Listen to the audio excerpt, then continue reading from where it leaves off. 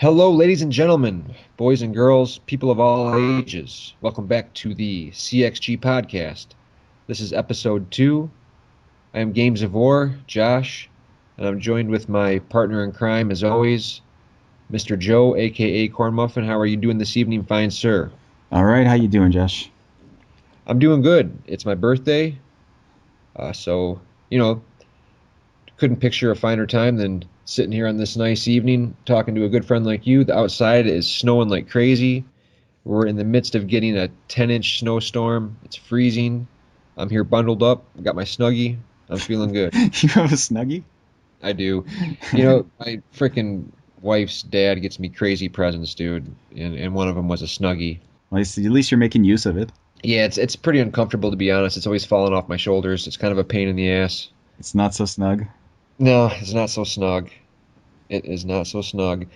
Now, with it being February, one of the coldest months, what is the weather like there for you? Do you get snow? Do you get vicious winters? It's not so bad in Tokyo. The weather is, for me, I'd think of this winter as mild. Like, it's rarely below freezing. It only snows maybe once or twice a year.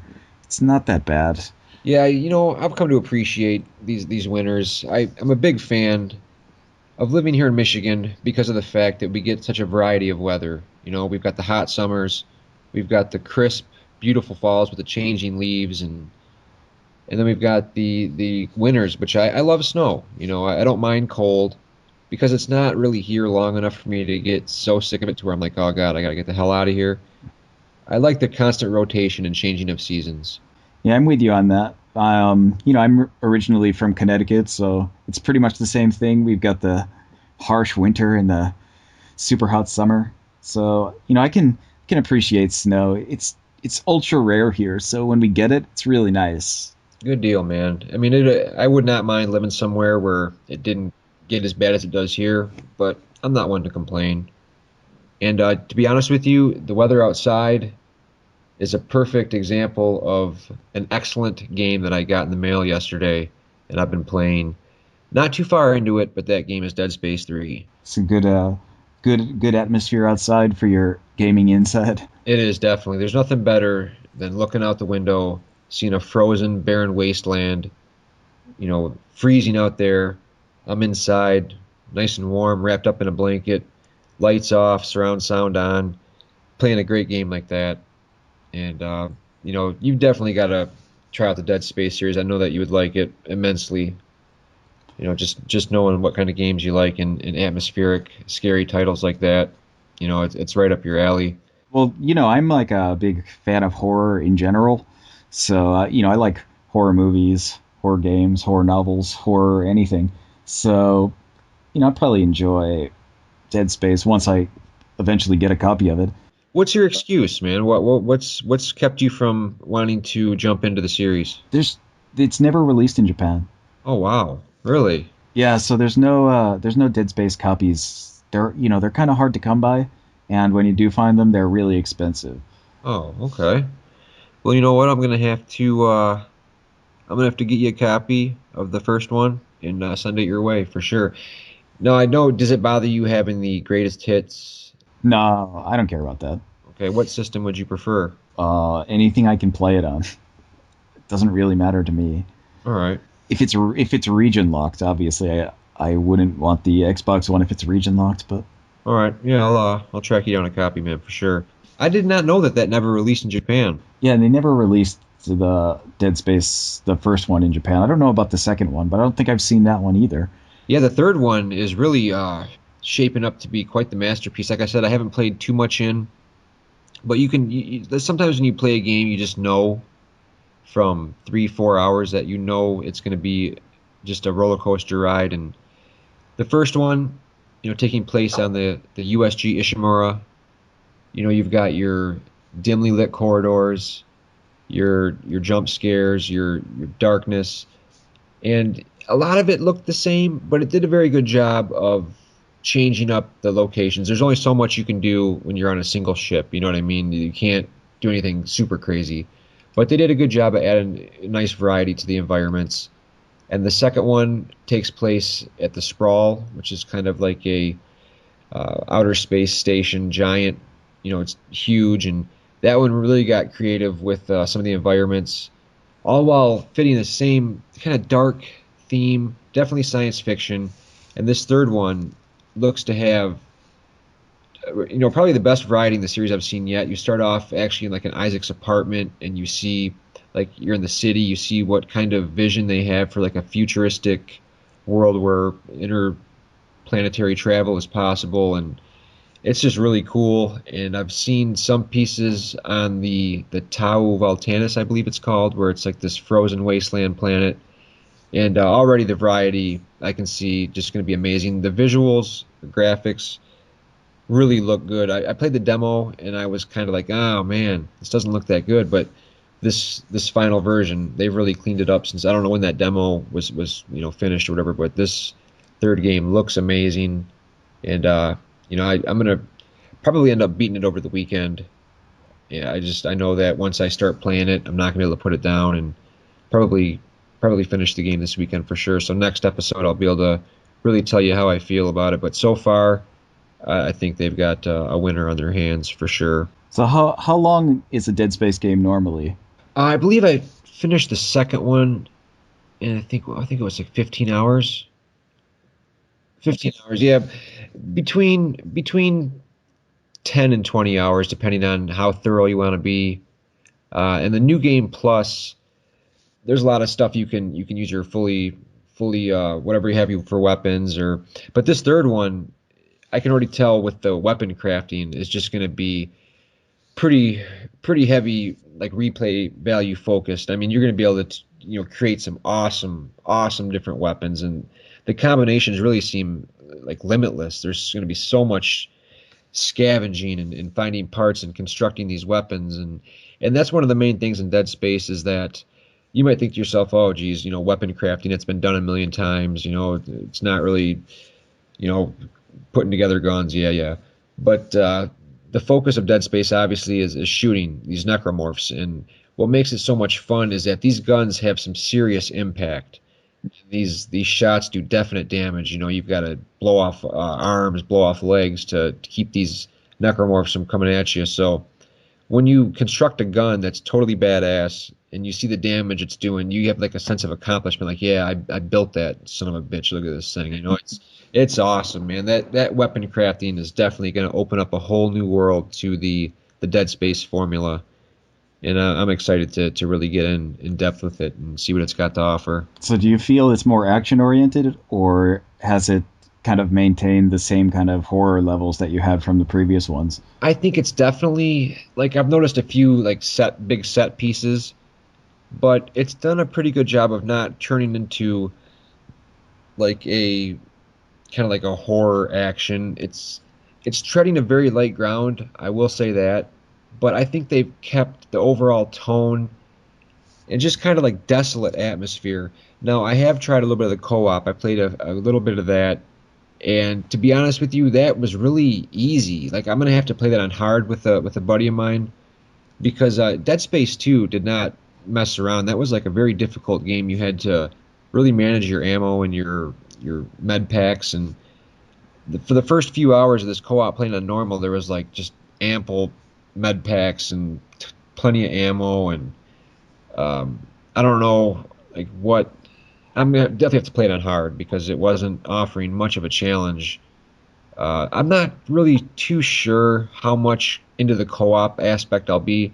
From what I've read, there's like a separate campaign, like different, basically the same campaign but with different scenarios in the co-op. So they're definitely trying to implement that. And a lot of people say, "Oh, survival horror, it's going to ruin the field because Silent Hill, survival horror is supposed to be, or a horror game. You're alone, that feeling of dread, isolation. The co-op's going to ruin that." But I'm keeping an open mind. Um, if the developer felt that passionately about it, then there's got to be something good to it. There's got to be some merit to it. So, next week I'll be able to give you a much more in-depth opinion and some comments on that aspect of the game. But so far, fans of Dead Space, you definitely have no excuse not to jump into the third one. It's a great experience. Sounds pretty good. Sounds good so far. I mean, I think like depending on what kind of game you want to play, type of horror game, I mean, it doesn't. I don't think co-op will ruin it. Like it might ruin the loneliness, but if that's not what you're going for, it doesn't really change the overall tone. Yeah. I mean, I still there was a couple times I jumped, even though I was with a buddy in my headset, talking away. A certain event happened. I was like, whoa, it's still. So I mean, it still had me immersed to the point where I jumped a little bit, because I wasn't expecting what was happening. And those graphics in that game are just really amazing. Those that desolate winter frozen planet, and you see like a city in the background and some abandoned. It's quite a sight to behold. I did pick up I think I mentioned last week that I ordered the Dev Team Edition, and I'm really mixed on that.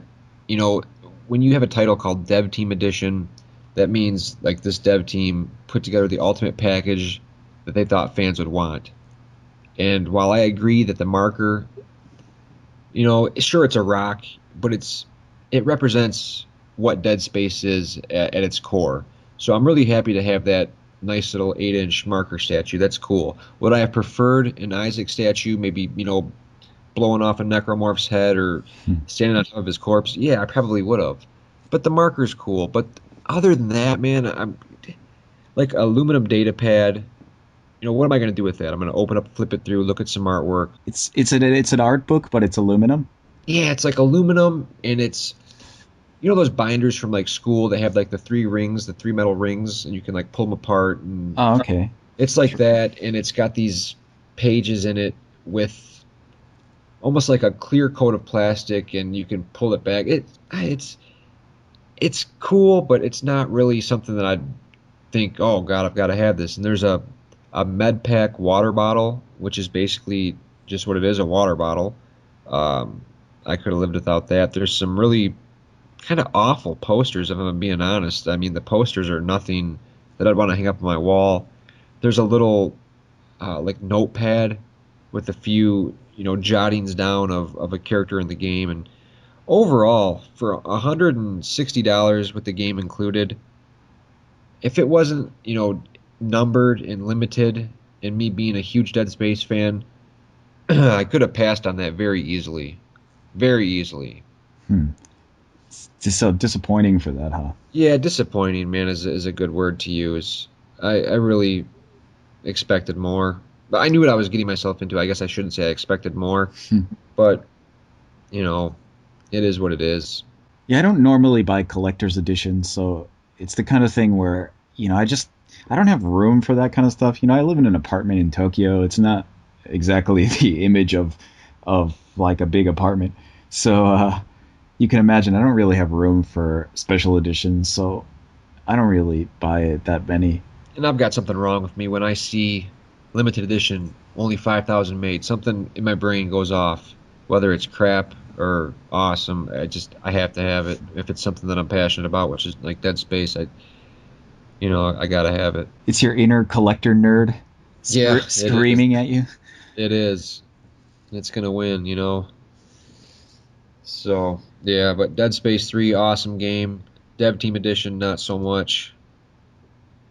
And I thought about maybe piecing it out and gasp selling some of it off, but I mean I saw the med kit water bottle going for $85 on eBay, and I'm not looking to buy stuff just to make money or stuff like that, but when I see $85 for a water bottle, it's kind of like, man.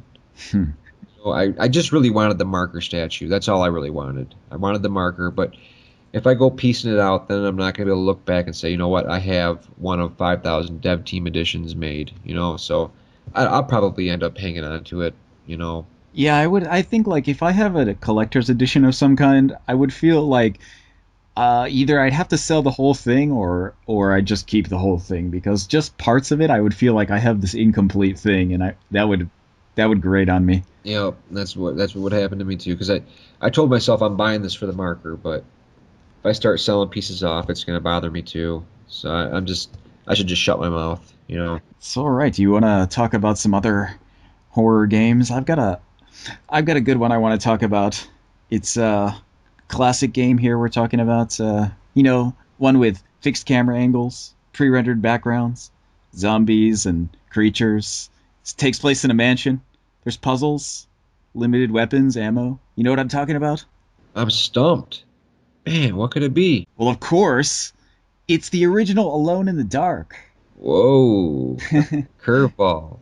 Curveball. So Alone in the Dark actually has all of those things, and it came out about probably what 4 years before Resident Evil. I remember playing Alone in the Dark on the 3DO. That was one of the first games that I got for that console back in, geez, it must have been 94. Did the original Alone in the Dark come out on the 3DO? I know two. I know two did, but did the original one also? The original one did. I was playing as a man named Edward Carnby, I Oh believe. yeah, Edward Carnby. He's the main character. Yeah. Now, was it fixed cam? I remember it being like fully like polygons. I remember. Was it? It did have. Yeah, no, the camera angles were fixed for each room, and only the characters and the monsters, I guess, or ghost pirates or whatever else was in it, were polygons. I remember being very, very amazed by the graphics at the time. It looked really good. Yeah, it's weird. On the 3DO version is actually a little bit less.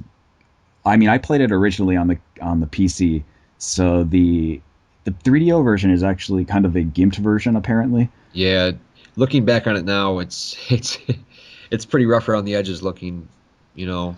I mean, the original is really rough around the edges looking, but the apparently the 3DO version is even less quality looking.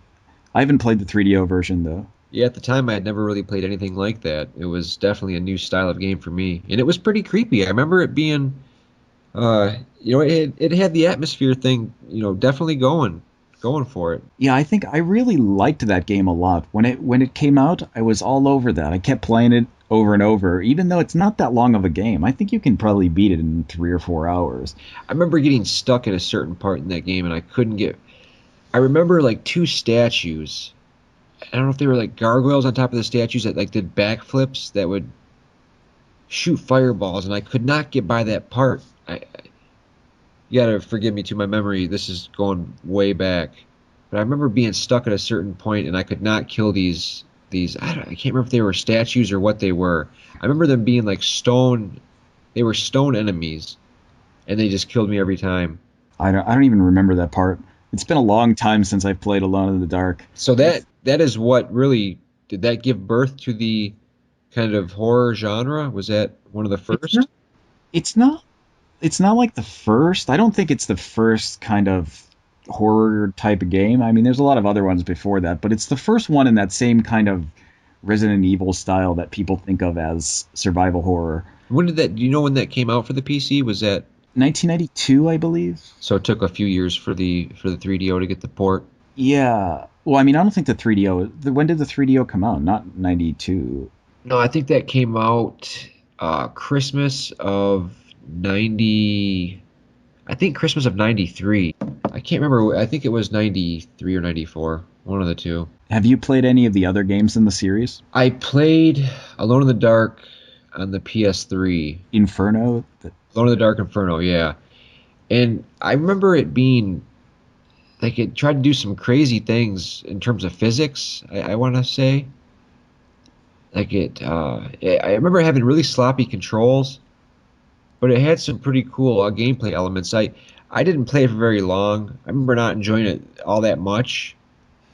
But did you play though? Did you play that? I did play that one, but not the PS3 one. I played the original one on the Xbox, and it's apparently the PS3 one is improved over the 360 one. The 360 one is pretty bad. Yeah, that's what I heard too. I liked there were some parts of it I liked. I mean, I liked the kind of way you had to, go through the building, and in the beginning, like you had to go through that building and it's cracking apart and stuff, and you have to climb on the outside and you have to do a bunch of things. But the problem I had was that you had to fight everything. Like you couldn't run away was the thing. Like, I think when I think of horror games, like I want to be able to have the option to run out of the room and not have to fight these guys. Yeah, I remember having some problems with the controls. I do remember struggling a bit trying to get it to do what I wanted it to do, you know? Yeah, plus the fire thing where you had to burn the enemies at the end to permanently kill them was sometimes really hard to get moving because you usually had to hold something in fire and then move it over toward the enemy, and it was really clumsy. The controls were really bad for that. Now, did you play um obviously from the very first Alone in the Dark, we kind of jumped to like the latest in the series. Did you play, wasn't there Alone in the Dark like 2 proper? Oh yeah, there was a Alone in the Dark 2 and 3 also on the PC, and I believe 2 was on the 3DO also. But the thing with those was that Alone in the Dark 2 was made, I think it was made by a different team, and it kind of was more on the goofier side. Like it had more jokes and things in it, and you had this little girl who was the main character for part of it, and it was very different in theme. And the first one had like all these kind of H.P. Lovecraft type of references, whereas the second was more goofy. And then the third one was like a Wild West theme. Wow, really? Yeah, it was weird because it was I don't remember if it was actually in the Wild West. I think it was.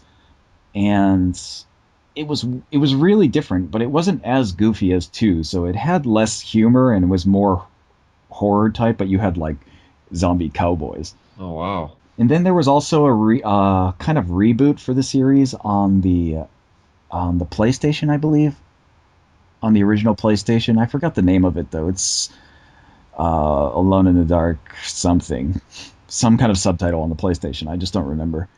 Was there Alone in the Dark New Nightmare? That's what it is. New Nightmare on the PlayStation. Okay, I do remember that coming out, but I don't ever remember it being talked about too highly. You know, I don't. Alone in the Dark is kind of, it's a series that never really got, I don't think, much critical acclaim. I could be wrong. Yeah, I think the original one was like pretty hyped. I remember back in the day, like it was all over like those PC gaming magazines at the time, which is like the whole reason I bought it because I was so hyped for it. And then like they kind of churned out the sequel really quickly. I think it was might have been less than a year or something. It'd be interesting to go back and try to play those, you know, just to see, because I didn't give the first one much of a chance in the 3DO. I played it and I got stuck and I never really went back to it. So it'd be interesting to go back and try to. I think I might try to pick that up for the 3DO and even the second one and give this series a proper chance. You know, today these new perspective on it, and see what I can do. You know. Yeah, I heard that PlayStation one is pretty good. It's supposed to be a reboot, so your character is Edward Carnby again. Yeah, definitely. So after Alone in the Dark, what's the next? I mean, I guess we could talk about maybe Resident Evil and Silent Hill briefly, but you know those are pretty well known series. You know, everybody knows pretty much, you know, Resident Evil in and out. If you're a fan of survival horror or horror games, you know. Um, Same with Silent Hill. Now, out of those two franchises, what's the one that really like spoke to you personally? Which series did you get into, if either? Man, I for the original Resident Evil, the Resident Evil like the first couple and Silent Hill. Between those, Silent Hill was like the definitely the winner for me. I loved Silent Hill more than anything because the atmosphere of it is so creepy. Yeah, definitely, dude. And I remember when Resident Evil first came out, that like really changed. That like changed up the game, man. Like a lot of people that I didn't think would be into that really, like everybody loved Resident Evil. You know, everybody. I just remember my circle of friends and other kids in the neighborhood and other kids around.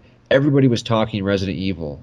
You know, it really it hit hard, and it was a damn good game. I hadn't really played anything that looked that good, and you know it was pretty creepy, and the voice acting was it was horrible.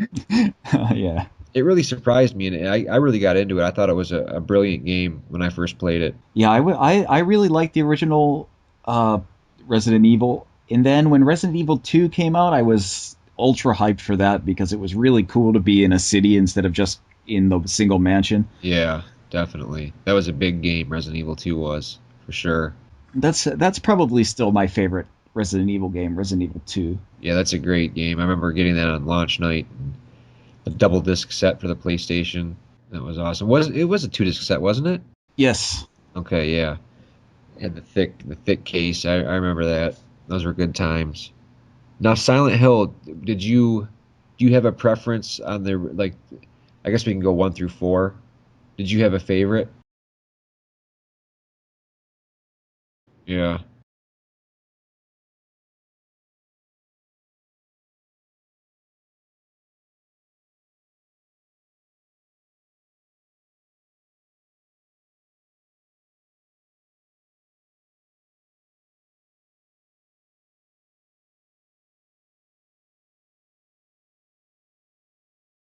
yeah.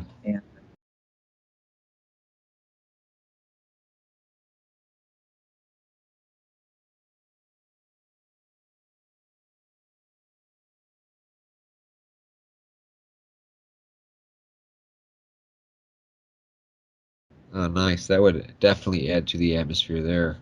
See, for me, my favorite was always the third one. The second one was great, and the puzzles, like some of those puzzles got really obscure. I remember that, like just really scratching my head, thinking, "What the hell do I have to do to solve this?" You know what I mean? Like that one, I remember just offhand, you had to shove like the 6 pack of pop down the chute, and then that would knock something loose, and you have to go check the garbage chute, and it just off the top of my head, I remember that. And there's some other crazy puzzles too. But the third one, when I played that on the PlayStation 2, the visuals and the graphics, it just looked amazing, man. Yeah, I really liked Silent Hill 3. It was I really liked the creepy kind of theme park setting for that. That was pretty cool. Yeah, that was awesome. Really good atmosphere in that one. And the music, the music is such a powerful part of Silent Hill as well. Really adding just that kind of droning, um, just random music. It was awesome. Silent Hill always definitely was different than Resident Evil. It had a definitely just a different tone and just a different feel. And I thought that the Silent Hill games were more of, to me, they were just more creepy and uneasy, feeling than playing Resident Evil. Oh yeah, definitely. It tapped a different nerve for me. Now, did you get into the Fatal Frame games? Yeah, I'm a big fan of those actually. I recently just got the Fatal Frame at 1 and 2 on the Xbox. Oh, okay, nice. Those are pretty sought after. Yeah, I got those recently, but I played them a long time ago on the actually only on the PlayStation. So I figured I wanted to play the Xbox versions because I heard they were expanded. Okay, yeah. The director's cut, I believe, the second one, and then the first one. What's different about the first one on the Xbox? Did they add something to it, or I am not sure. I remember reading something. They did something to add to it, but I'm not quite sure. But I, did you play? What did you think of the third one? Did you play I think the Tormented, I believe? Did you play that one? that's I haven't played that one. Okay. Now, didn't they continue the Fatal Frame in Japan only, like on the Wii or something? Wasn't that? Yeah, there's a Fatal Frame 4. It was actually made by a Grasshopper manufacturer, the Suda 51 studio. Oh no shit. Now, did you play that one? I haven't played that one either. I definitely wish that one. I wish we would have got that one. That's one game I was really upset to know that we weren't going to get that. And didn't Nintendo like purchase the Fatal Frame series? Yes, I believe actually that Nintendo purchased the series and contracted Grasshopper manufacturer to make it, and then they never released it outside of Japan.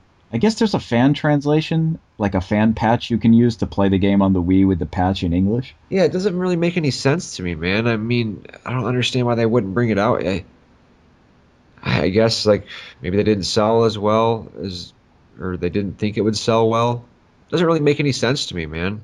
It's strange. So I guess we can agree that those are like kind of like the I guess we could say the big three of the survival horror genre, wouldn't you say? The Silent Hill, Resident Evil, and Fatal Frame.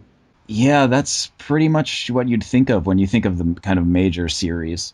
So what would you say? Would you say Silent Hill is your favorite out of the three? Oh yeah, definitely. Yeah. I really liked Fatal Frame. I thought those were really scary because they kind of dealt with like ghosts. You know what I mean? The camera combat is where I think it's really cool, but I don't want to say it got old, but it felt like it was missing something from I don't know, not being able to attack with a weapon and kind of I don't it was still really cool. Just I guess just different, you know. Yeah, it's not the same kind of visceral attack, I guess. Still great, great scary games though. I mean, definitely if you're a horror fan, those three series aren't going to do you wrong. That's for sure. Yeah, so well, I guess like since when Resident Evil came out, there was the PlayStation 1 era, I guess play 32-bit era was pretty solid for horror games. After Resident Evil, there was a ton of games that came out. Resident Evil like clones, you would say, but there were also other games that were horror related that stood out. Um I could think on the PlayStation, you have the Clock Tower series. Yeah, and I did play those, and I really enjoyed those games. That was like awesome. I remember the early one that I played being kind of like a point and click, wasn't it? Yeah, it was a point and click. The first one is a point and click. Okay, yeah, I remember playing that and just running away from this dude with scissors, and it was like it was creepy and it was tense, you know, and those chase scenes where he'd chase you was just like, oh my God. You know, it was really cool. Did you get into those games? Yeah, I've played. I haven't played three, but I've played one and two, and there's a side story one. Okay, I did play three, and if I remember, if memory serves me correctly, that was PlayStation 2, and that had some like really grisly murder scenes. Like stuff that I'm surprised that would be just a mature rating because like we're talking like a serial killer was from what if my memory serves me correct, just brutal murders, man, grisly. It was a pretty cool game. It wasn't point and click. I mean, you could actually I think it was a 3D. I can't remember if it was fixed angles or not. It's been so long since I played it, but I remember it being pretty much the same mechanic as running and hiding from the scissor man. So after that, the series kind of became Haunting Ground. Yeah, and that's another one that I really enjoyed. Like, I remember getting pretty bad reviews because I was really excited for it, and I started reading some reviews around the time it came out, and a couple of magazines or publications really dogged Haunting Ground. They gave it really bad reviews, and I freaking loved that game. It was amazing for the time because there was no loading between the rooms. You'd walk through the doorway, and you'd just be in the other room right away. So that really helped with me with the immersion factor. You know, no load screens. You had that dog with you. You still the same mechanic. You could like run away and you could hide under beds and you could hide in closets and like peek out and you could see him through the crack of the closet or look up and see his feet from underneath the bed. And that was just really tense game there. Did you play the Hunting Ground? Oh yeah, that one. It's actually called Demento in Japan. Oh, okay. Okay, yeah, I do. I remember seeing that the name change. That was a great game. So what else on the PlayStation 1? Uh, have you ever played Dark Messiah? No, I've never played it. It was made by Atlas, and it's kind of a horror game, but it's like it's the PlayStation 1 version of how Silent Hill Shattered Memories is, where you can't fight, you have to only run away. Oh, okay. So it's except it's first person, it's not third person. So you like run away from monsters. There's like one monster in the game that's like chasing you throughout, but you have to solve puzzles, and then the monster will show up, and you'll run away, and it's pretty interesting considering the time of it all. It's different kind of horror game than your standard like Resident Evil kind of clone. I'll have to look into that, man, because I remember hearing about it. I remember seeing it, but I never did play it. I'll have to check it out. Anything else in the PlayStation era? There was a couple of games like Dark Seed that got ported to the PlayStation and the Sega Saturn, but those were normal. Those were older like PC games. Yeah, I never played those. I when the PlayStation 2 and Xbox, obviously the moving on to that generation was a really good time for survival horror as well. The GameCube really got a big boost when Capcom like pledged that the Resident Evil line would be exclusive on the GameCube. They were going to do a remake of the first one, followed by a continuation of the series, which was four at the time, and they were going to do a prequel, all exclusive to the GameCube. And I remember that original remake of Resident Evil 1, like still to this day, it really stands up as being a graphical powerhouse. It's really, I think it really made Resident Evil. That's probably the definitive version of Resident Evil, if in my opinion. What a great game, and what a good job that Capcom did of that remake. Yeah, I remember when the GameCube was out, and then Capcom announced that they were going to do all those exclusives for the GameCube. I was really happy I had a GameCube at that time, but like, those were like some of the best games on the GameCube. Yeah, definitely. And I remember what was it? Resident Evil Zero Yeah, introduced like a kind of buddy mechanic, wasn't it? Where you had what was his name? I think it was Rebecca Chambers, and that guy's name was Billy, I think. He was like an escaped prison guy, and he ended up being your partner, and you could switch off between the two characters to solve puzzles and such. And I remember it being kind of clunky, but visual style and the very much in the same vein as the remake. So it looked amazing. The fixed angles. I remember Resident Evil Zero being a really good game, and that never did get ported anywhere else, did it?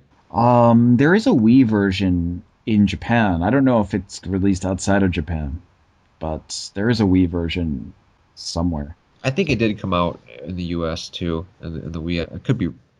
I think it did. But before we even talk about the GameCube, we should talk about the Dreamcast because the Dreamcast had a lot of good horror stuff. It did. One that sticks out to me, other than Resident Evil Code Veronica, which was amazing for the time. Was that the first Resident Evil that was in full 3D? I believe so. I believe so too, and that was an amazing game for the time. I remember being glued to my Dreamcast for a good 10 to 12 hours with that game.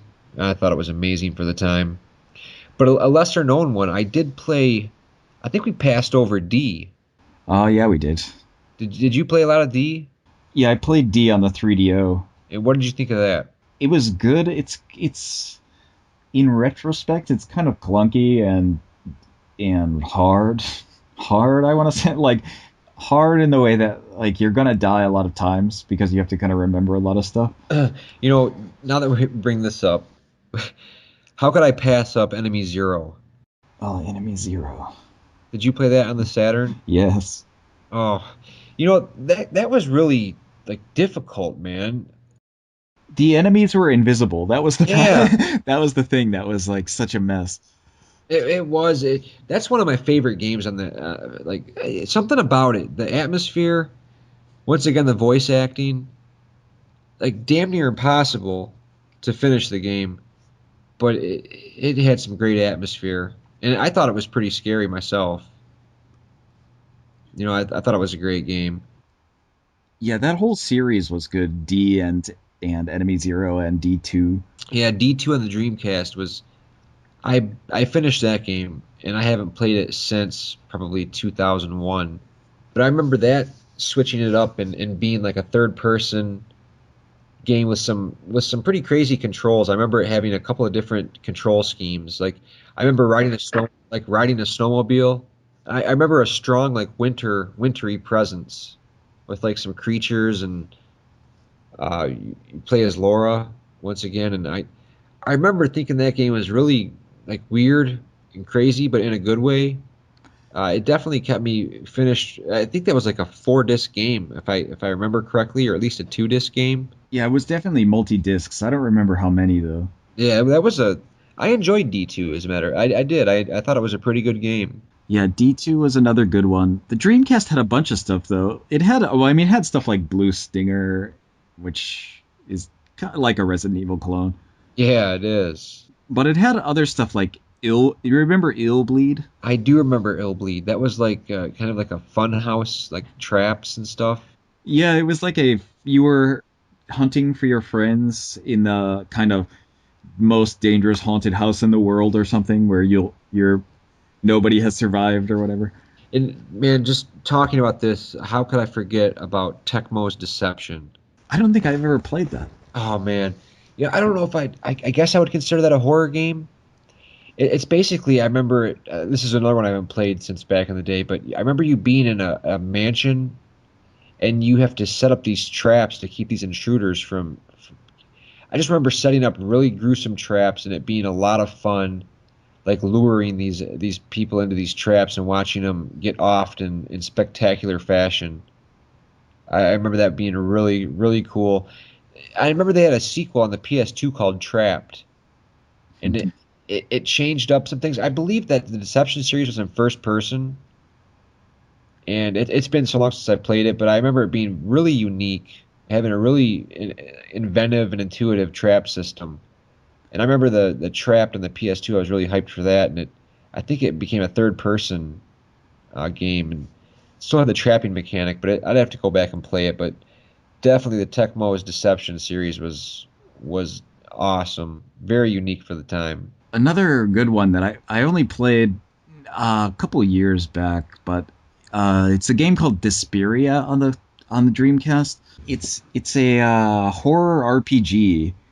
It's weird in the sense that it's made by Atlas, and it's kind of a near future horror type RPG where you have this ability to jump into people's heads. So like they'll be telling you a story and you can like jump into their head and determine if they're telling the truth or lying to you or what their intentions are. Oh, that sounds awesome. And you can also jump into objects and other like animals and things to get different like the animals will be able to tell you what they saw. You'll be able to see from inside their heads, or you'll be able to go into objects and see what touched them or what came in contact with them. That reminds me a lot of a game on the GameCube called Geist. Did you ever play that? No. I think it was like a first person, kind of like horror themed.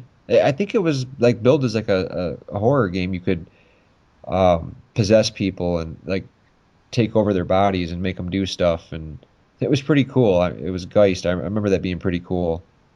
But going back to the Dreamcast, did you play a game called Carrier? I've seen that, but I don't think I've ever played it. That was like a pretty direct Resident Evil ripoff, but I remember it being like a sci-fi twist to it. I remember it being like total tank-like controls and everything, and the fixed camera angles. That was a pretty good horror game on the Dreamcast. I still own that one. I'll have to play that sometime. It's been a while.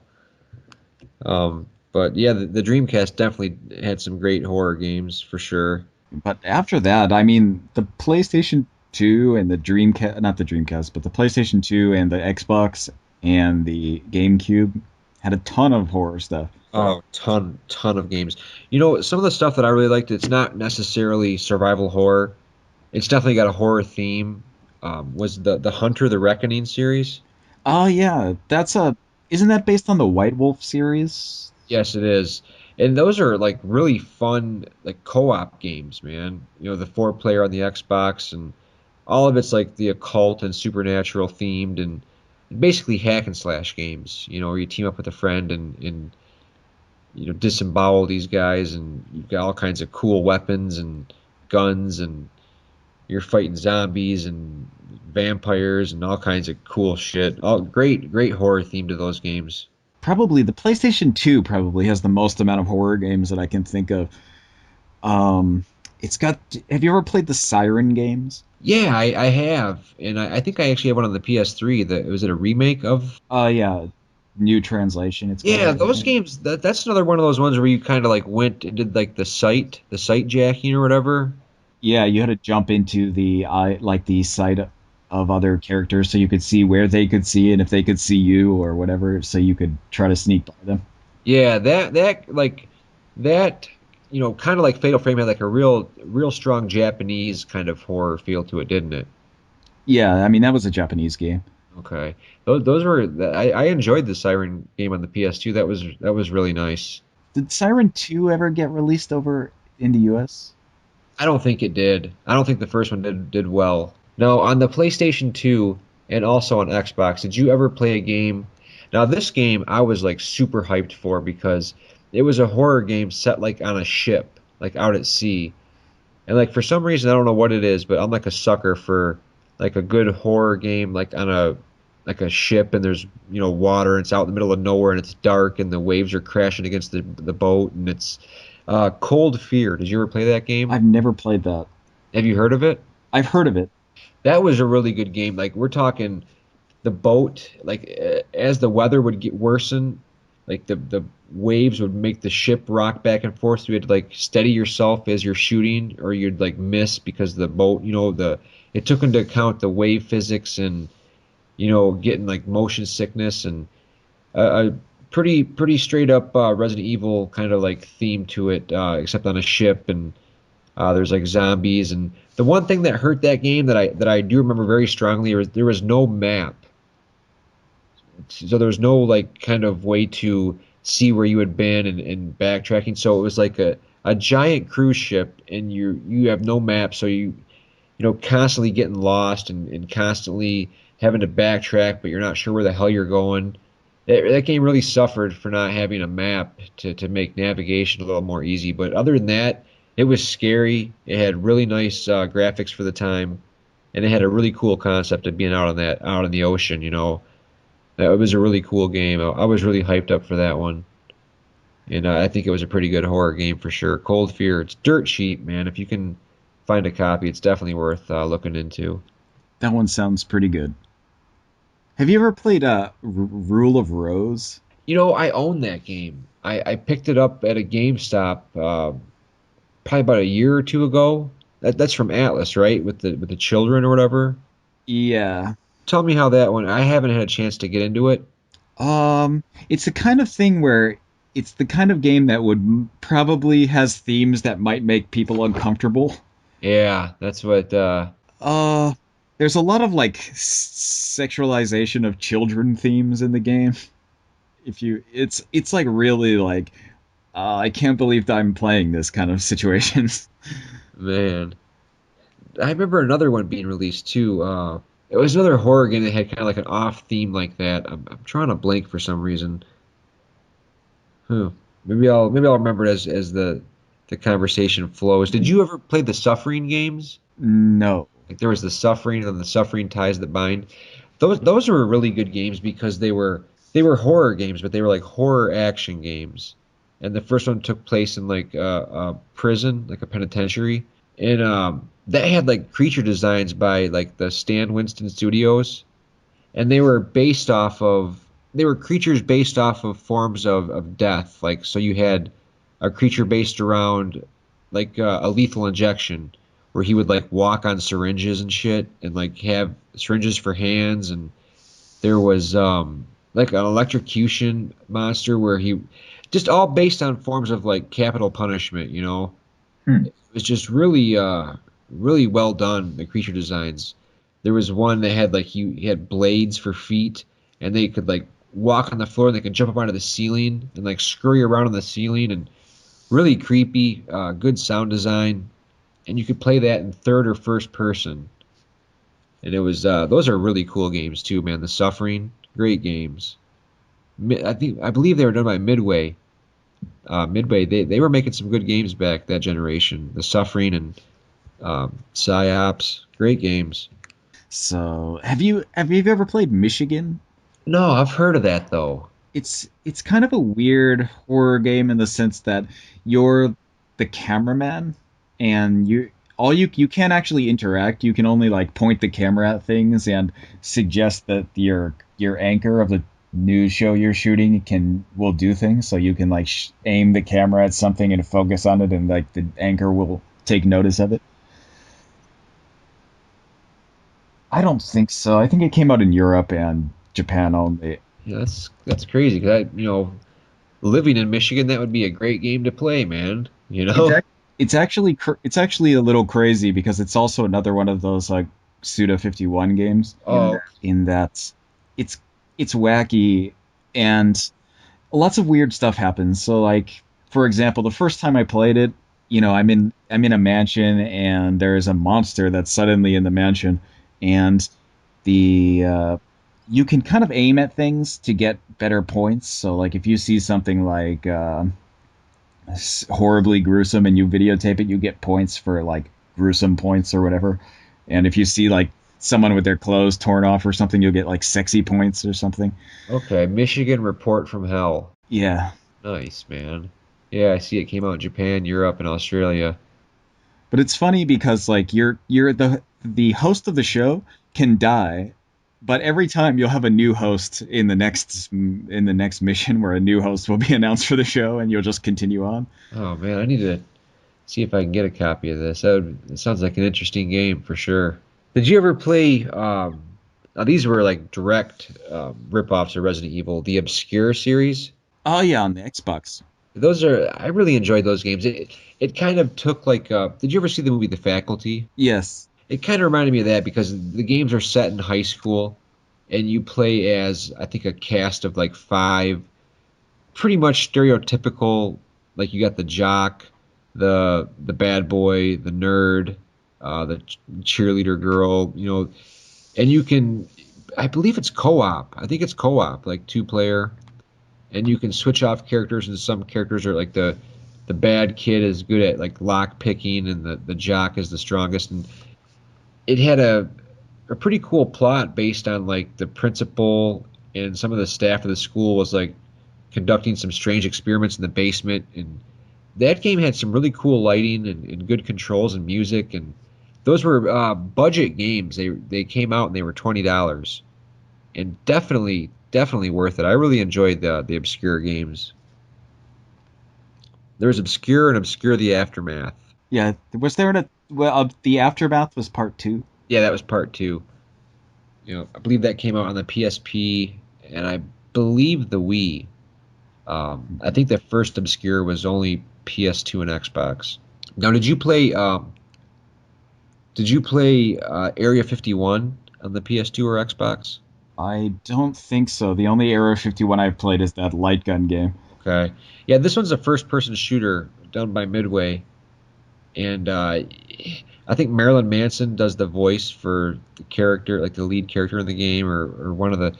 It's not necessarily like a horror game. It's obviously like aliens and stuff, but there is a lot of scary parts in that game, and it was really well done. That was like one of the more enjoyable first-person shooters with a horror theme to it that I remember really enjoying that on the PS2 and Xbox. Great game. And recently you sent me that Call of Cthulhu game for the Xbox, Dark Corners of the Earth. It's called. I originally actually played that on the PC, and I really wanted to play an Xbox version because it's kind of clunky to play with a mouse, and I only have a touchpad, so it's kind of like playing it on my laptop with a touchpad is not the easiest way to play it. Yeah, that game. I definitely want to get a copy of that game for myself because that game looks awesome.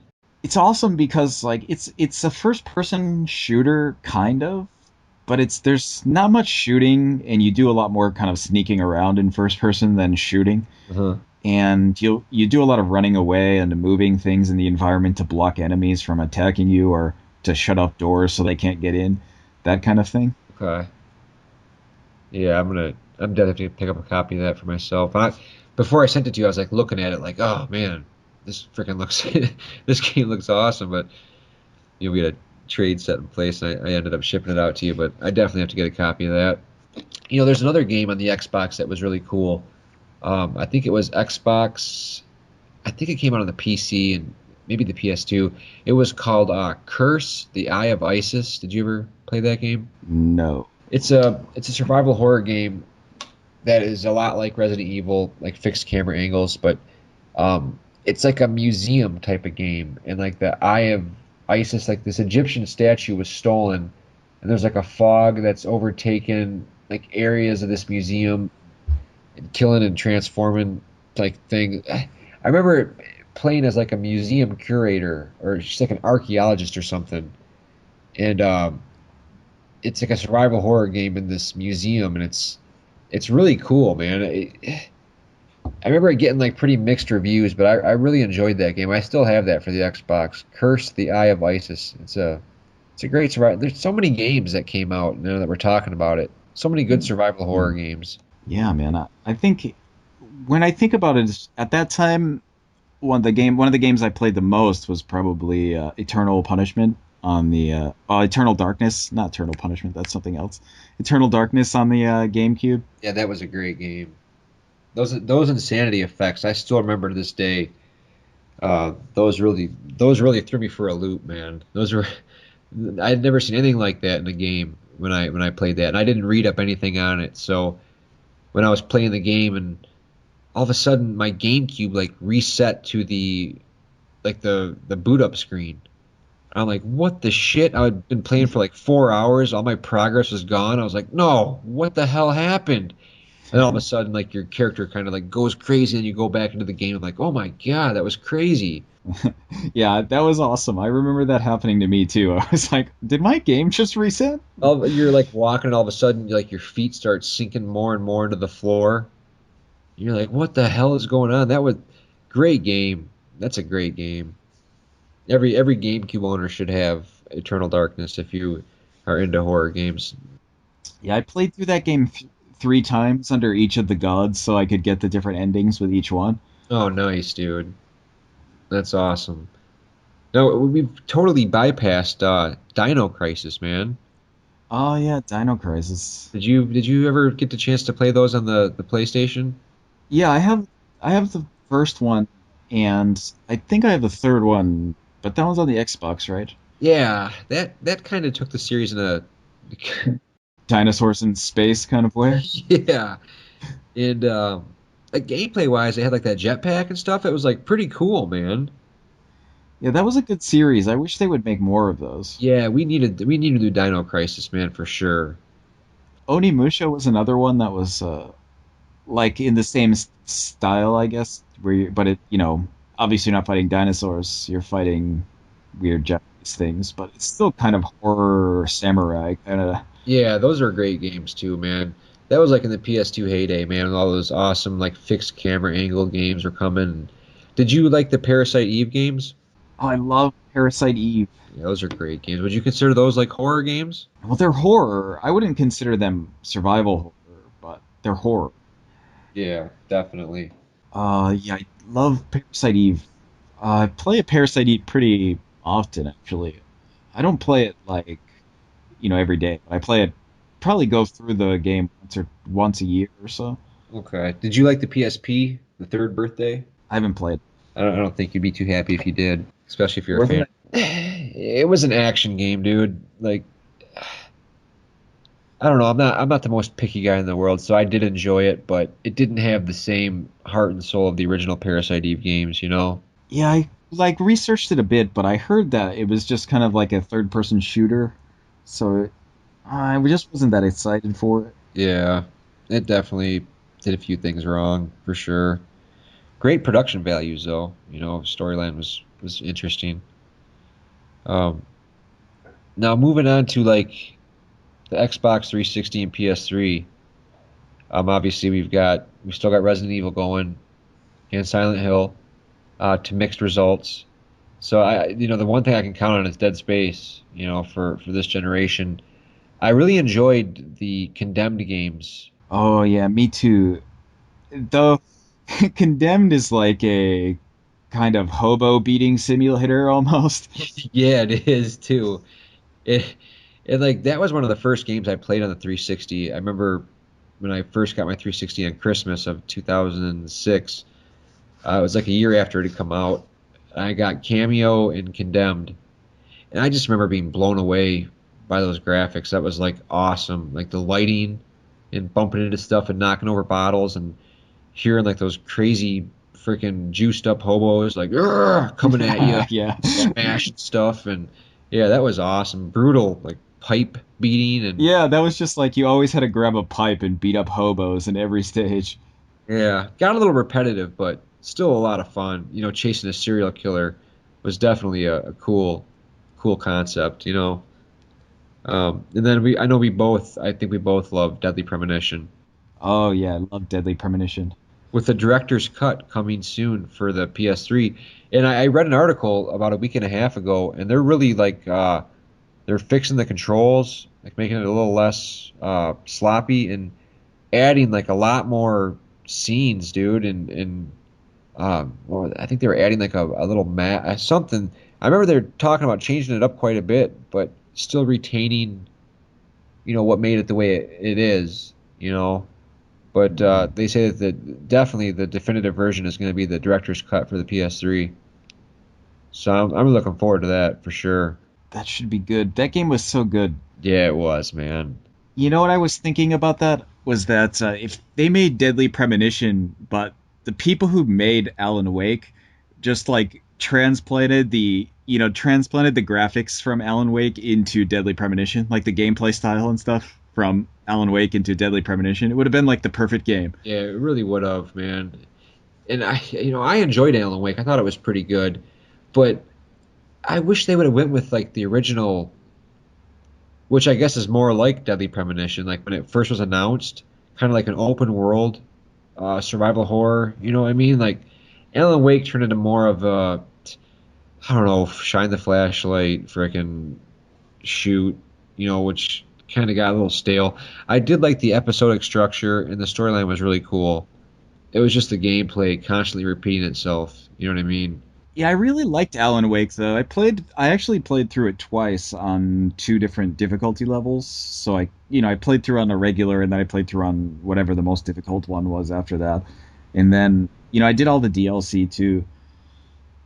So the DLC was actually pretty good for that too. You had like some really interesting scenes where you're in Alan Wake's mind. So the scenery is all these like weird poles of spikes and things. It's like all crazy. So it's really interesting. Yeah, I did enjoy Alan Wake as well. I thought it looked great.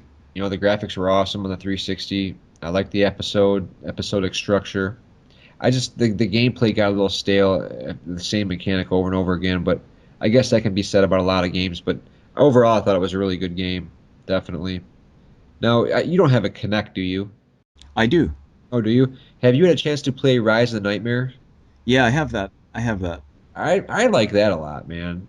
You know, Yeah, that game is a lot of fun. I haven't finished it. I only play it every once in a while when I've already moved my couch out of the way so I can use the Connect. yeah, it's a pain in the ass playing it. You got to stand up, and I can only do that for so long. But the cheesiness, kind of like capturing the House of the Dead kind of vibe, I really like. I thought, one of my favorite Connect games for sure. Yeah, that game is a lot of fun. Definitely. Did you ever get into the Fear series? No, I'm not really a fan of those. No, I played the first one. For people saying that was scary, I could not get into the first one. I thought the second one was pretty good. I never played the third one.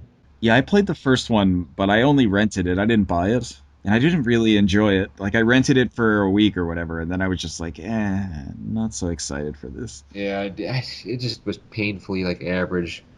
Like the slow down, you could slow down the time or whatever, but I don't know, man. I just for some reason I couldn't really get into the Fear games. But I mean, I just there between the two of us, I think we've covered a pretty good amount of horror games. I'm sure we're forgetting something. Have you played Shadows of the Damned? Yes, I have. I have, and I think that game's excellent. I think it's a lot. It's like the natural evolution of Resident Evil 4.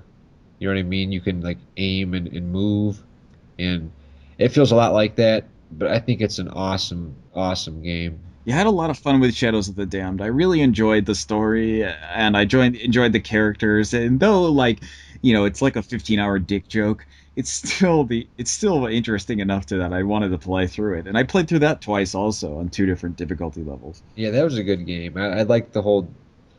Um, it had crazy atmosphere, man.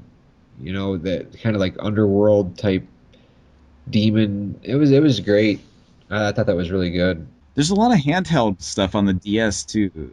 Have you played Dementium? Yeah, I have played those, man. I've played both Dementiums and like the Moon game. I thought that they were all really well done for the DS. The second Dementium is actually really. I thought it was a lot better than the first one. Uh, I thought it was a really good game. I'm not too like big into first person shooters on a handheld really, but as far as like setting out what it wanted to do, I thought it did really well. Yeah, that one is good. Have you ever heard of Nanashi no Game? Mm, It's no. it's it was probably Japanese only, but it's this kind of horror game where it's first person for part of it, where you slowly move on the DS and you have to flip the DS like a book. There's a game called Teresia that kind of reminds me of what you're talking. It's like a horror game. It's really slow moving atmosphere. Yeah, except it's not that game. But Nanashi no Game actually switches into like an old school 8-bit RPG partway through the game. Oh wow. And like it switches between this kind of like real world, like slow moving, like walking through environments and to this 8-bit RPG. And the concept of the game is like Ring or something, except if you play the game, you have to beat the game within 7 days or you'll die. Oh wow. So the game is this 8-bit RPG that's like really demented. That's cool, man. Why don't we have like an RPG or like an open world like straight up horror game where maybe it's like an RPG where you're playing in like this demon world and it's like a really atmospheric um just an epic like RPG that's horror themed, man. We really don't have anything like that, do we? Not really. There's not anything that's like there's a couple things like have you ever heard of El Minage? Uh-uh. It's a first person dungeon crawler, but there's El Minage Gothic, which is like a horror themed first person dungeon crawler. Yeah. That Huh. kind of thing is there's that, but I can't really think of any straight up like horror RPGs. Yeah, man. Like why, man?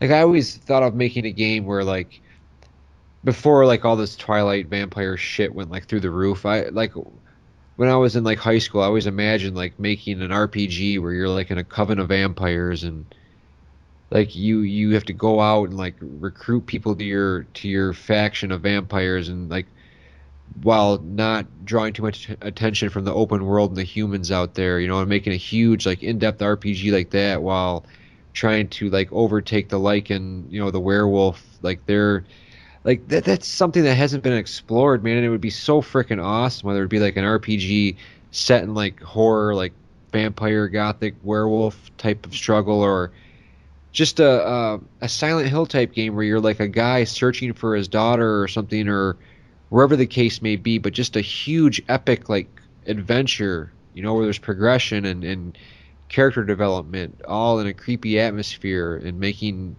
a combat system where you evolve and it's such an untapped. I mean, we've got 50,000 first-person shooters. We've got 50,000 Hollywood blockbuster action games, but we don't have something like that, and it sucks. It, Yeah, the the only thing I can think of that's kind of horror based that's an RPG would be the Dark Souls and Demon Souls series, but it's not like a modern day thing. It's just kind of gothic horror. yeah, that's pretty damn close, man. And to be honest, like Legacy of Kain and like Soul Reaver came pretty damn close to what I'm trying to get at, but something taken a little bit more than what those, Demon Souls and Dark Souls are pretty damn close too. Those are for sure.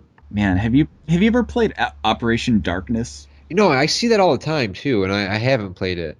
It's kind of a third person strategy game. Is that on the 360, right? Yeah, it's a 360 exclusive, I think. Yeah, I remember And seeing it's that. and it's actually like Valkyria Chronicles. The game style is like Valkyria Chronicles, but it's based in like World War One, and it's kind of this horror theme. Like there's characters from H.P. Lovecraft novels and stuff, and there's one of the characters is a werewolf, and it's in World War One, so you're fighting not Nazis, but Germans, and it's pretty awesome. I might have to look into that, man. I think they actually have it at my local Myers, and it's like, It should be dirt cheap. I mean, it wasn't like well acclaimed or anything, but it's the kind of thing where it's like an Xbox 360 version of Valkyria Chronicles, but obviously it doesn't look as good. yeah, because like my Myers is strange, man. It's got like a random copy of that sitting there, and then it's got like a random copy of like Cross Edge for the PS3, like that strategy RPG. And it's like they must have gotten those in like 2007 or something. And like the shrink wrap is like rotting off of the game. Like it's been sitting there so long, and I've been tempted to pick those up, man, because I remember seeing that Operation Darkness and the other one, and I'm like, man, It's like a fish out of water sitting there with the other like new releases and mainstream games. It's just never sold. So I think I might pick that up now that you mention it. You should do it because that game is actually kind of interesting in the sense that it's kind of like a Lovecraft type horror game, and it's a strategy game, and it involves. I think it's World War II because I know there's Nazis in it. Okay. Yeah, I'm gonna pick it up for sure. I think you have to kill Hitler in a mission. I'm not sure. I don't remember. Yeah. Oh, sweet, dude. Um, so yeah, but like on the 3DS, I think Resident Evil Revelations is probably my favorite Resident Evil in quite some time. I think that 3D, like actual 3D, really adds to that game in terms of the atmosphere. That was a great game. Are you gonna get it on the 360 or PS3? No, I probably not, man. I mean, sure, it's going to have better graphics and probably upgraded controls because I didn't play it with the Circle Pad Pro, but I think that I don't know if they might have 3D like for the PS3 or whatever, but I think that game it's going to lose something not having that 3. The first thing I did when I got that game is turn. You can go into the options and turn the 3D like on very strong, and I cranked that 3D slider all the way up. And that just really, for me, it made the game. It really added something to the game, playing it like that. It just looked awesome. And I think it would lose something to not be in 3D, but I might, depending on what they add to it. And because it was a really fantastic Resident Evil game. And now, what did you think of the Spirit camera for the 3DS? I still haven't played it. No, I finished it, and I think it's really cool, man. I think it sucks that you have to like play it in a well lit room and preferably on a chair that like rotates 360 degrees. But Mhm. other than that, lots of cool ideas with the augmented reality in there. It's a short game, um, but I got it on sale. It was at Best Buy for $15, and it was worth it.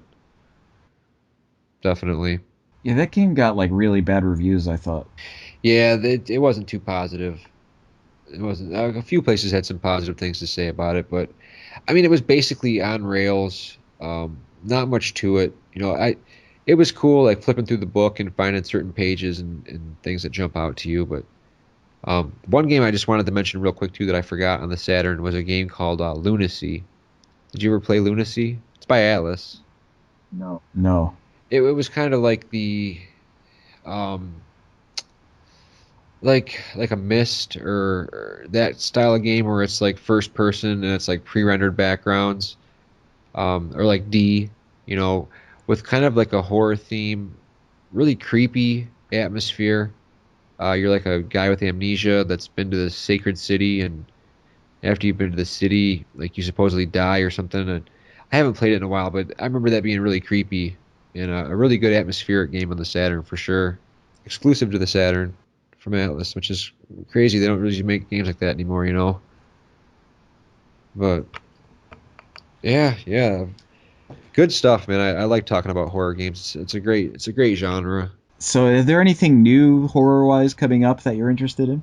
Well, I didn't play Resident Evil 6. I played the demo, and it just I don't know, man. Something about that didn't seem right. I'll probably pick it up when it's $20. But shit, what's coming out in terms of horror games? Anything?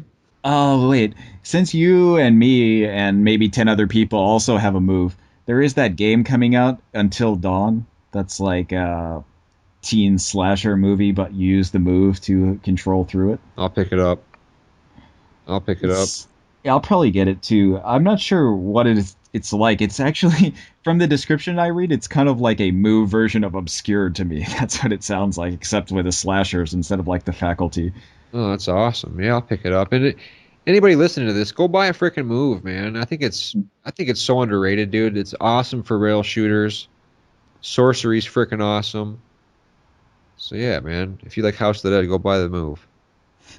Yeah, I have the move and I like the move for what I've used it for. I just, there's not a lot to use it for. Yeah, that's true. But for me, it's worth it for Dead Space Extraction, House of the Dead Overkill, House of the Dead 3 and 4, Time Crisis, and a few other. I like Sorcery. And there's a game called The Shoot, which is pretty cool. Fight Lights Out, it's pretty cool. Lots of reasons definitely. And I've seen bundles of the Move like on sale recently where you can get like the Move controller, the camera, and whatever game for like $40 or something, dude. It's definitely worth that. Shit. Yeah, it's worth that. There's also that new Shinji Mikami game, Zwei. Huh, never heard of that. Shinji Mikami, who made Resident Evil, is Oh yeah, yeah. Where they released that like concept art. yeah. Yeah, that definitely. I've definitely got my eye on that. I haven't heard anything about it recently, but I'm pretty excited for it when it comes out. Yeah, I'll definitely be picking up the. Even though I own it on 360, I'll definitely get the Deadly Premonition Director's Cut for sure. And what else is there? I guess Dark Souls 2. Yeah. I mean, I'll be all over that. And then there's that other thing. Have you heard of the Vanishing of Ethan Carter? No. It's uh, it's made by the guys who made Bulletstorm, and there's only like a 45-second trailer for it now, but apparently it's like you're a character searching for like an abducted boy or something. It looks pretty cool. Oh, that sounds cool. Yeah, definitely. They described it as like a kind of weird fantasy horror. I'll keep my eye on that one for sure. But yeah, I'm definitely looking forward to getting into some Dead Space 3, man. Even just sitting here talking about all these horror games makes me want to play it right now. You know, definitely looking forward to going through that, and I'll keep my eyes peeled, man. I'll because the first two are dirt cheap, man. If I can grab them both for you, I'll just pick them both up, man. Send them your way. Yeah, man. If you see them, pick them up. I think I've heard that they're really cheap, but in Japan they're like $50 each, maybe. Yeah, I can get them for probably between 10 and 20 bucks. I'm not. I'll buy you like a. See, the thing is with Kmart's, like around here, Kmart's, or even Myers. A lot of times they'll get in games, and just they'll never sell from there, so they'll be like on the clearance racks. These Kmart's around here just have tons of games that came out like early on in the generation, still factory sealed. I came across this big Kmart the other day, like a factory sealed copy of Tales of Vesperia. They had like 99 Nights 1 and 2 there. Like all these gems from earlier on in the generation that just never sold and are still sitting on their shelves. Hmm. So I'll definitely be able to find you a couple Dead Space 1 and Dead Space 2. So what I guess we want to do what have you been playing lately, man? Man, I haven't been doing that much since last time. I was played a lot of what's it called, Fire Emblem. Okay, yeah, for the 3DS I just picked that up myself. So I finished Fire Emblem, and I played through it on just like normal difficulty under classic. And I kind of wish I didn't do that because the classic mode is good, but the normal difficulty was too easy. Okay, I'm playing it on hard. And let me tell you something, man, like don't move.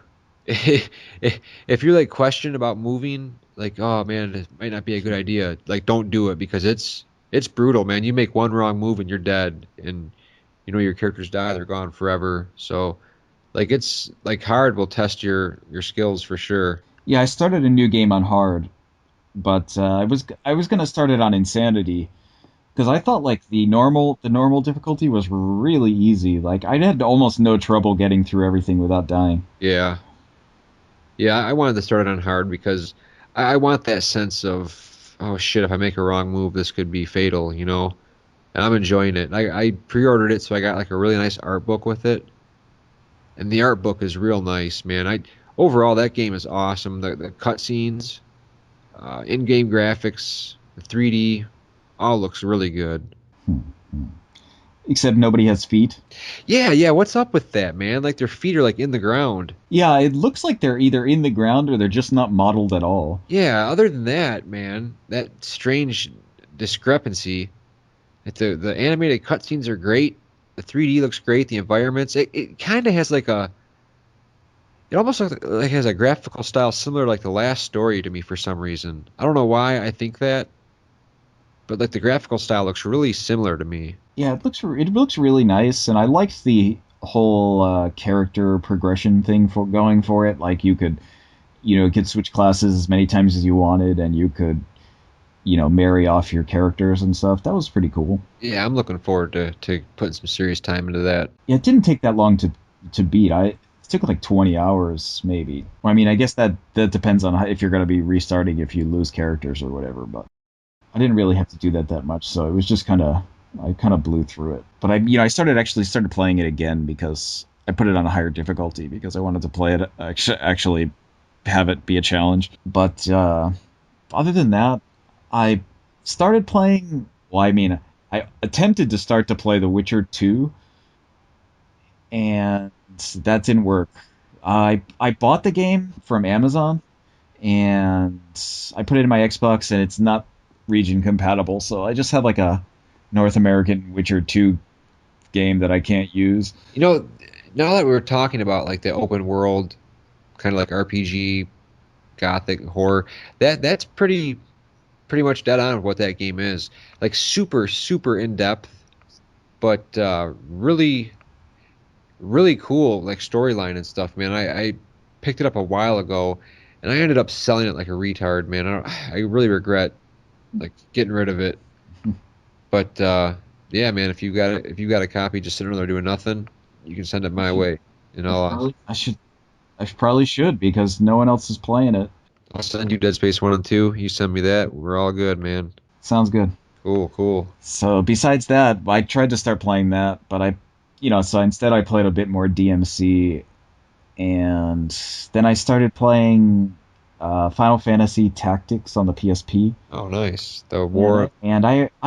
yeah, War of the Lions, and I had originally played that on the PS1, so I haven't played it since like PS1 days, and I totally forgot how bad the dialogue is in that game. Yeah. It's awful. It's like painful to read bad. And then the battles are so slow paced. Like, and I don't think they're like incredibly slow. It's just coming off of Fire Emblem and going into Final Fantasy Tactics is like a slog because the battles are so slow comparatively. Yeah, and Fire Emblem you can speed up. You can just hold down the A button. It'll speed right through the battles, which is really nice. Yeah, if you hit the start button, it'll skip the battles altogether. Yeah, really good stuff there for if you're just wanting to fire through without watching the same fight animations over and over again. Speaking of Devil May Cry, just real quick, the sales figures have been released for that, and it's not good. Yeah, I saw it sold like about 550,000 or something. Yeah, and for the amount of marketing they put into that, and like Ninja Theory's like outrageous claims. They were like claiming, "Oh, this is the best game. This is better than all of them. It's better than this, better than that." And it's like not even selling close to as well as Devil May Cry 4 did. It's like, God, why reboot? Even though personally, both of us, I freaking love the game. It's sad to see if it doesn't perform up to expectations. I think it deserves it. You know. Yeah, I think their expectations were lifetime total of about 1 million or so. Uh-huh. I think it'll probably meet that. I could see it once it gets cheaper. I'm sure more people will buy it, and it's a really good game, so it deserves to be bought. It got really good reviews and everything, Yeah. so I don't see why it wouldn't sell that much. I hope it does. So yeah, besides that, I haven't really been playing anything else. So how about you? Dead Space 3 and Dead Space 3 will take up my weekend. Um, and it's gonna pain me to like put Nino Cooney down for a minute because I'm still really, really enjoying that. Um, and then Fire Emblem, just picked that one up on Tuesday, so it's gonna be like I have so many games to play at once, man. I really want to play Dead Space 3 is gonna be something I can power through in the weekend for sure. I'm gonna get that beat. Probably go back to that and play some more of that with the weapon crafting and such. But one playthrough will be good just to get that done with, experience all it has to offer. Then I'll be going, still playing Nino Kuni. I'll probably switch off between that and Fire Emblem. Um, but in terms of like actual what I've been playing, just basically Nino Kuni. And I did pick up Sly Cooper, Thieves in Time, the new Sly game. have you played it? Yeah, I played about 2 hours of it the night I brought it home. I like brought that home the same night as Fire Emblem and Dead Space 3. So Perhaps, once again, day one-itis. Did I need Mhm. Sly Cooper like day one? Probably not, because by the time I get to, around to playing it. But I mean, okay, the game is $40 brand new, and you get the Vita version for free. That's pretty good. So it's like cross save, I mean, come on, that's like you're paying $20 for each version, and I mean, for everybody that bitches about, pricing I mean, Sony's, I believe, doing good things, man. I mean, you can't beat that, dude. A $40 brand new release, and you get two versions. You know what I mean? That's what more can you ask for? Will it drop to 20? Sure, I'm sure it will because I've seen basically zero hype for this game, zero advertising.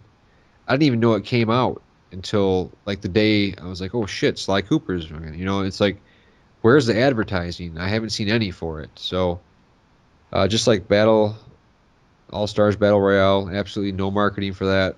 I don't think it'll. I mean, I'm sure it's got a lot of fans. I'm sure there's a lot of Sly Cooper fans out there that'll pick it up, but they didn't do a very good job of advertising for it. But I did pick that up, so I'll probably be playing that within the next couple of weeks here. But just basically Nino Cooney for right now. That's all I've been playing the past week. And I did manage to, I should say, I finally broke down and I purchased the Wizards Edition. Namco screwed me out of getting mine. So I had to go to eBay and pay a ridiculously inflated price for it. But you know what? I like the game so much. I just want the freaking Wizards Edition. I don't care. You know what I mean? I just want it. So that should be here tomorrow. That's like my birthday present to myself. Hey, whatever. An expensive birthday present to yourself. An expensive birthday present to myself. And with Valentine's Day right around the corner, probably wasn't the best idea, but I bust my ass every day at work, man. You think I like doing that? No, I don't. I'm gonna reward myself. That's about it for me. Looking forward to Dead Space. Looking forward to. I think I'm about halfway through Nino Cooney, to be honest with you. I'm about, I think, 20 something hours in, and I'm taking my time doing some side quests and such. So probably about halfway through with that. I haven't really heard like specifically. I'm assuming it's probably maybe 40 hours. So before we wrap it up here, um, this what is it? February 20th. I'm sure you've heard of this big PlayStation reveal. Have you heard Yes. what? Why don't we just speculate just real quick on what do you think is going to be revealed on the February 20th? It's almost definitely PlayStation 4. Yeah, yeah, and that's what most people are thinking. Even though I think it was like a week ago, Sony came out and said, "Hey, we're in no hurry. We're going to wait and let Microsoft go first and see what they have to say." That was the statement that I think one of the guys made. So if this February 20th is in fact I mean, obviously that statement was bullshit. If it, and I hope it is, man. I hope they come out on February 20th with freaking guns blazing, man. I hope we see the PlayStation Orbis or 4 or whatever it's called. I hope we see a final controller. I hope we see like some damn impressive games. Like if Sony wants to get this generation coming, get the ball back in their court for Christ's sake, man. If they want, I mean, they need to come out and impress the hell out of people and keep it at a attractive price point. You know what I mean? Um, but they've let too much go since the PlayStation 2. They came out with a PlayStation 3 at a super high cost, really difficult to develop for. I hope they show us a system that's easy to develop for, powerful, and just get this shit going. You know, I can tell you one thing: if they just come out on February 20th and are like, "Oh, here's our next firmware update," or blah blah blah, I think that's going to make them look like idiots. Because this is getting pretty hyped up. This February 20th date, people are running wild with predictions and expectations, and I wouldn't mind seeing some PlayStation Vita news. Maybe some killer games that haven't been shown. They've had waiting. Maybe God of War. but definitely hope it's a PS4 announcement. I think they were saying that they were inviting investors and stuff to the announcement, so I'm pretty sure it's going to be something big. If they don't really have anything big besides the PlayStation 4 coming, right? Yeah, that's it. That's it. I hope they do it right because Sony's my favorite, man. I'm not gonna lie. They're my favorite. I preferred the Xbox 360 early on in the generation when we were getting stuff like Blue Dragon and Lost Odyssey and Infinite Undiscovery and Tales of Vesperia and Dead Rising and Lost Planet and the first Saints Row and Condemned and Cameo games like that, all exclusive at the time.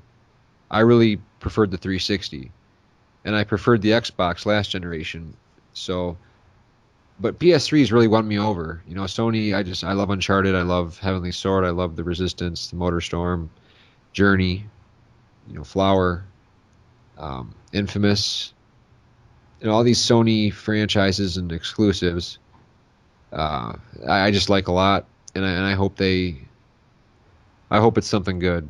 You know, You see, like in my case, I don't really care who is making the console. I just like the games. So like I don't really have a preference over the PS3 and the Xbox. Like normally just use the Xbox cuz if I'm going to play online, like more people I know have an Xbox. yeah, But for games, like 90% of the games are the same between the systems. that's true. And then, that 10% I have both systems for. So if there's something I want on the Xbox that's only on the Xbox, great, I'll play that. And if there's something on the PS3, then I'll just get it on the PS3. It's kind of thing where like the thing with all of that is that I really hope that we get another generation like the PS2 generation where there's one clear winner. Uh-huh. Like the thing with, I don't mind the Xbox 360 and the PS3. I think they're both great systems, but I would rather have one system that just dominates. You know what I mean? Like just one that everybody is making games for in like a solid way. And if they make an exclusive for that system, like it's not hurting them to not make it multi-platform. Yeah, I get what Like you're saying. it'll do something. I don't care who it is. I don't care if it's Microsoft or Sony or if it's Nintendo or whatever. But what I'm saying is that the PS2 generation was great because if you had a PS2, there were so many games that were exclusive to the PS2 that were like interesting and new, and smaller companies were making them, and everybody could do it because there wasn't a need to port to all these other systems. That's very But at, true. but at the same time, on the Xbox, it had a much less people who owned it. But on the Xbox exclusives, there were like a lot of games that were the same kind of thing. They were interesting and they were new and they were not ported to other systems because the Xbox had different specs or like they were just trying to show up in a market that was smaller so they could get a kind of bigger name in a smaller pond, as it were. Yeah, that's a good point, man. And it's true. Like, there's, I mean, the reason I say, when I said I like Sony best, I like their first party studios that they own. They own like, I think 12 or 13 first party studios. And I just like all the games that they like God of War, like the Uncharted. Like, I like all those exclusives, but I definitely see what you're saying. Like, it seems like the last generation, it had more games that came out that weren't like most things are multi-platform these days. You know what I mean? It just it's the way it is. And like with the Xbox, like you were saying, you got like all the Sega exclusives, like Jet Set Radio and Panzer Dragoon, and the PlayStation 2, you had all these kinds of freaking awesome games too, and two distinctly different libraries. You know what I mean? To where nowadays it's just like one big library with a few exclusives peppered here and there. You know what I mean? Yeah, that's the thing. Like, I just don't understand like the kind of rabid fanboy wars that are going on because 90% of the system is the same. It's not like the time when it was Nintendo versus Sega because in that time, like the games were like 90% different. Yeah. Even if it had the same name, it was a different game. Yep. That's true. That's true. And only the ones that were like movie tie-ins. You know what I mean? A lot of times those would be the same, or if it was like a cool spot, or if it was like a Batman Returns, or if it was like then and even then it would be different, like you said. But pretty much, yeah, like you said, it was just distinct library on this system, a distinct, totally different library on this system, and you chose according to which tastes were, what you liked. And there was a reason for fanboys and System Wars then because it was two distinct, different, you know, pastures of games, man. As to where now it's basically whether you prefer achievements or trophies or you like Xbox Live or PSN. You know what I'm saying? It's exactly how as you said. There's not much to differentiate. You know, Yeah, I mean, there's a thing where like if you had a Sega Saturn and you had a PlayStation, like you were playing different games. different games. You were, I mean, there's crossover a little bit, but it wasn't so much that you were, you could get by without owning both of the systems. Yeah, Whereas now, like if you didn't care about the exclusives on the Xbox or the exclusives on the PS3, you would be fine because you'd be getting like almost all the games that come out. that's true. It is true. I mean, shit. Especially on the PS3. I mean, if you only had a PS3, you'd miss out on what? You'd miss out on Halo, Forza, Gears, Years, yeah. and I mean, there's a lot of smaller exclusives like one-off games, but yeah, nothing like. I mean, it's the same kind of thing. Like, if I only had to have one system at the moment, I'd probably go with the PS3 just because Yakuza. But besides that, I mean, I wouldn't even really care. yeah. No, I definitely see what you're saying, man. It's like, what's the point of having really like what's the point of having two systems really that do the same exact thing? You know?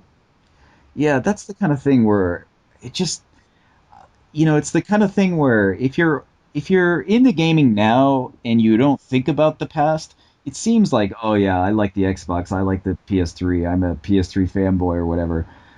It's the kind of thing where it's almost meaningless to be that way because it's just like company loyalty at that point. It doesn't really make that much sense because the amount of exclusives are so small. Yeah. It actually did make sense if you were like, I have a Genesis. Yeah, you're damn right it did. If you were like, I have a Super Nintendo, well, I have a Genesis. It's like, well, that actually means something. Exactly. If you had a Genesis, you're playing Streets of Rage, Toe Jam and Earl, Decap Attack. If you had a Super Nintendo, you're playing, you know, Pilot Wings, Zelda, Metroid. Total difference in libraries. You know what I mean? Just all depends on which games you prefer. You know? Yeah, and that's the kind of thing like, um, the problem with the Wii in this generation was that the Wii actually could have done that, and it essentially it did, except the majority of the games were not good. Yeah. Yeah. Yeah, because the Wii was kind of its own. They had to do something to take advantage of that controller. So it wasn't necessarily okay. We're going to put this game on the 360 or the PS3. You had to do something different for that controller. You know what I mean? Yeah, I mean, I have a bunch of Wii games, but there's nothing on the Wii that I mean, I'm not gonna say nothing because there's a lot of good games on the Wii. It's just that comparatively, compared to like the overall percentage of good games in the overall library, the Wii is like at a really small percentage of good games compared to the overall percentage of games. Yeah, and that's what I don't understand when people have said like, "Oh, this generation, who cares what Microsoft and Sony? The Wii's already won." Like, what did the Wii win? Sales only. That's the Yeah, like okay, the Wii won. If it wasn't for the PS3 and 360, half of these killer franchises that I've loved from this generation, I wouldn't have played. Because none of them are on the Wii, man. Like that is, in my opinion, the Wii did not. It didn't win shit, dude. Like it might have sold more units, yeah, like you said, but in terms of games and me being a gamer and wanting to play good games, I don't think the Wii won anything. I think if anything, it further isolated Nintendo from being like relevant. You know what I mean? Like in terms of what gamers are playing these days. I mean, sure, everybody, and I'm not bashing Nintendo or the Wii. Everybody loves Mario, everybody loves Metroid, everybody loves Kirby, and you're still going to get those games in the Wii U. But that system didn't. I don't know them saying like the Wii U is gonna. It's a system for hardcore gamers. You know, you show me a hardcore gamer that's into Call of Duty that's gonna want to pick up Call of Duty for their system, or pick up Batman, or pick up the next Saints Row, or the next, whatever the case may be. You know what I mean? It's just, I don't know. It's Yeah, it's just that Nintendo doesn't have that image. no, they don't. And I'm just thinking about it like, um, right now the Wii U is the most powerful system we have. But at the same time, when you said that, when you said like, do you want to pick up Call of Duty on the Wii U? And I think like I don't want to pick up Call of Duty at all, but if I were going to, wouldn't pick it up on the Wii U. Exactly. Exactly. And when this next generation of consoles hits and these updated graphic engines and physics, come out, it's going to put the Wii U in a really weird spot, man, because it's going to be severely outdated. It's going to be in the Dreamcast era. Yeah, and like, what are they going to do? Like, the next hottest game that's coming out that everybody's looking forward to, are they going to make two Supreme versions on the next Xbox and the next PS, and then make like a downgraded last gen version for the Wii U with some touch controls? Like, really? I don't know. They're in a weird spot, man. Well, I mean, Nintendo will be fine. I'm not worried about Nintendo. I think they'll sell a lot, and they'll make good games on it, and I'll buy one eventually. But it's the kind of thing where, it's not. I think Nintendo has a good idea in the sense that they're not trying to compete with the other guys. Yeah, that's true. I mean, I think the idea behind it is solid. It's just that it's like I'm saying. Technically, the Wii should have the one of the best libraries. It's just it doesn't because no, it didn't attract developers in the way it should have. No, and it's not going to get these big game sales, where you're getting 5, 6 million copies of Game X or Game Y sold on its platform. It's just not going to, of course, the Nintendo games are always going to sell, but they're not going to get the big hitters, man. I don't know. I don't want to ramble. I don't want to make it seem like I'm bashing Nintendo or the Wii U. Of course, it'll do fine. Is it doing like super hot right now? Not really, but there's really Yeah, no. yeah. I mean, it's selling about as much as the Vita is selling, Yeah. So but it's the kind of thing where like it'll be good. I mean, eventually I'll get one, and there'll be games on it I play, and I'll have fun with it. So I'm not really worried. I just think it's kind of a missed opportunity. yeah, yeah. All I know is that this February 20th, I think this whole next generation thing is really going to start heating up. It's really gonna. It's an exciting time, man. This is going to be a really exciting E3. you know, and this holiday season is going to be a really exciting time with new consoles, man. I'm really excited, for the new consoles. It's going to be good, and I hope this announcement on the 20th is. I just hope they're bringing their A game, man, because it's got a lot of people hyped up, and I don't think Sony's in the position where they can disappoint anymore. You know what I mean? Yeah, that's true. So, with that being said, good sir, you want to call an end to this episode? All right, this will be the end. So, see you next time. See you next time.